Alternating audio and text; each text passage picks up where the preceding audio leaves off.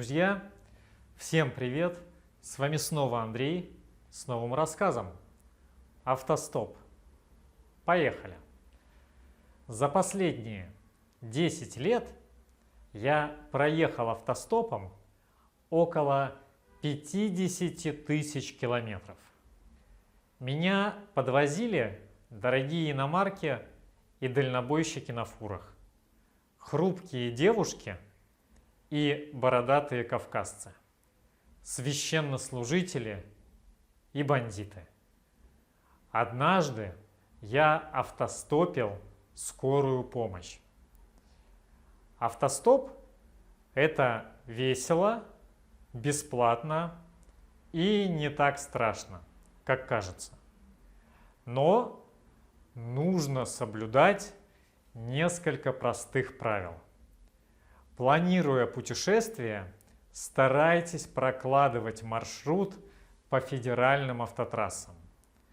Если из одного города в другой можно добраться двумя разными маршрутами, надо выбирать не самый короткий, а самый быстрый по оживленным магистралям.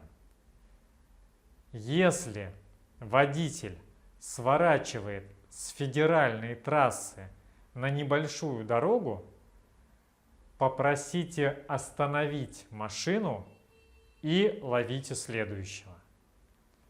Если вы окажетесь на муниципальной трассе, то можете долго ловить попутку. На скорость автостопщика влияют и другие факторы. Днем передвигаешься быстрее. На дорогах больше машин, и водители в светлое время суток не боятся брать попутчиков. Я всегда стараюсь встать в таком месте, чтобы водитель меня видел издалека, и ему было удобно остановиться на прямом участке с широкой обочиной. Лучше пройти 5 минут пешком по обочине до хорошей точки и сразу уехать, чем стоять 2 часа на плохом месте и смотреть, как мимо мчатся автомобили. Быть заметнее помогает яркая одежда. У меня есть анорак ярко-желтого цвета с нашитыми светоотражающими полосами. Его видно издалека даже ночью. Он просторный, и его можно надеть поверх зимней одежды. Полосы на анараке нашиты вертикально, чтобы водители не перепутали меня с сотрудником ГИБДД. Водители часто подбирают меня со словами: «Сразу видно, что вы путешественник». В городах обычно останавливаются таксисты, а они бесплатно не подвозят. Поэтому я всегда стараюсь выбираться из города на трассу. Если по пути встречается большой город, то я не заезжаю в него, а прошу водителя высадить меня перед объездной дорогой. Маленькие поселки лучше пройти пешком насквозь. Если выйти на оживленную дорогу и стоять столбом на обочине, то можно никуда не уехать. Чтобы поймать машину, нужно выбирать конкретные автомобили. Это может звучать странно, но автостопщик сам выбирает машину, которую хочет остановить. Я обращаю внимание только на тех, кто неторопливо едет в ближнем к обочине правом ряду. С каждым водителем метров за 300 пытаюсь установить контакт. Пристально смотрю, улыбаюсь и поднимаю руку. В фильмах показывают, как путешественники на трассе голосуют большим пальцем вверх. В России почему-то такая практика не прижилась. Все мои знакомые автостопщики просто поднимают руку с открытой ладонью. Некоторые стоят на трассе и держат в руках табличку с названием пункта назначения. Но так лучше не делать. Скорее всего, водители не успеют прочитать, что на ней написано. Остановив машину, я не спешу садиться. Возможно, водителю со мной не по пути. Или он готов довести меня только до определенного места.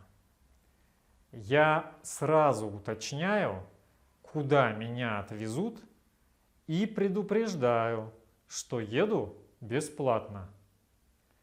Это обычно происходит так. Привет, я еду в Москву.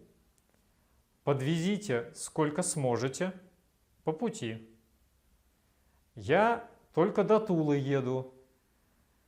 Подкиньте тогда до Тульской объездной. Только я без денег. Хоть сколько-нибудь заплатишь? Извините, но я автостопом еду. Денег нет. Ну, хорошо. Садись. Важно сразу сказать, что платить не будете. Однажды я не предупредил водителя об этом и попал в неприятную ситуацию. Когда мы приехали, водитель настойчиво требовал деньги. Он был уверен, что я ему должен. Платить было нечем, и мне пришлось выслушать в свой адрес много неприятного. С тех пор я всегда заранее говорю, что еду без денег. На дальние расстояния одному ехать скучно. Попутчика берут, чтобы скрасить долгую дорогу. Я всегда стараюсь развлечь водителя разговорами, анекдотами, историями из жизни. Если хочется спать, то надо перетерпеть. Не исключено, что водитель подобрал автостопщика специально, чтобы было с кем поговорить и не заснуть самому. Когда садитесь в чужой автомобиль, надо помнить, что вы находитесь на чужой территории и принимаете установленные на ней правила. Если автостопщик интеллигентный, некурящий любитель Шопена, а водитель смолит одну за одной, громко ругается матом и напевает блатные песни, то придется терпеть. За проезд платят доброжелательностью. Если захотите открыть окно или закурить, спросите разрешения. В туалет лучше сходить перед автостопом. Водители не любят, когда их просят остановиться на пустынном участке дороги. Если я еду далеко и беру с собой большой рюкзак, то прошу водителя положить его в багажник. Если там нет места, то ставлю между ног, на пол автомобиля. На сиденье лучше не класть. В пути рюкзак быстро покрывается пылью и может испачкать чехлы. Если предпринимать разумные меры безопасности, то автостоп не опаснее любого другого способа передвижения. Прежде чем сесть в автомобиль, посмотрите, кто в нем находится. Я обычно не сажусь в машину, если водитель ведет себя агрессивно, в салоне пахнет перегаром, в машине едет несколько парней. Девушкам я советую не садиться к одиноким мужчинам, а лучше путешествовать в паре с молодым человеком. Мне приходилось ездить в машине с сомнительными личностями, но мой опыт показывает, что если вести себя адекватно, то никто не попытается ограбить или избить. Но на всякий случай я стараюсь не разговаривать о политике, музыке, спорте и религии. Друзья, на этом все. Спасибо, что смотрели это видео. До встречи в следующих выпусках. Удачи вам и пока!